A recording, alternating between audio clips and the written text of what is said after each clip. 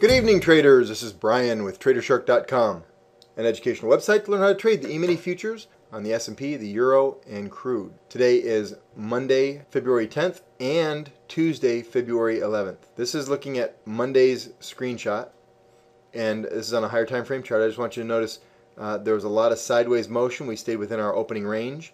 There was an opportunity to get long right in here first thing in the morning, right there at about just a little after 10 o'clock, and I took a full stop out of minus 14 ticks. Had another opportunity to get short right in here just before the lunchtime zone. Took a minus 2. And then there was another trade we were talking about once we got above that 1790 level to watch for the 1800 level to be reached. And it didn't actually occur until after around 8 o'clock that night in the Globex range. There was also, I believe, another trade in through here where I got a reduced risk stop out of minus 2 and through here. Let's go ahead and look at Tuesday. This is Tuesday morning here. We had pre-market. We have one trade set up in the room. We watch as it works its way towards the gap fill, which was down here around 1795, and that was good for 12 ticks. A lot of traders were not in the room yet until about 9:30.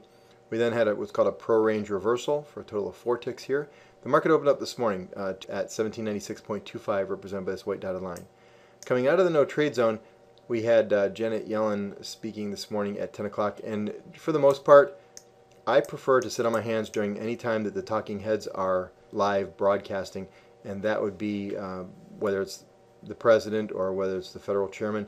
And so in that regard, I didn't take any trades. I pretty much sat quietly on my hands. Not, a lot of traders wanted to try to play in through here, but it was not my idea of a good time. We had one opportunity that was really clean setup. Market internals gave us a second shot across the bow for a continuation high. So textbook trade would have been about 9 ticks once you got into the lunchtime trading zone. And I was able to get in a couple ticks a little bit earlier. Told everybody in the room that. From 11:30 to 1:15 Eastern Standard Time is called a lunchtime trading zone.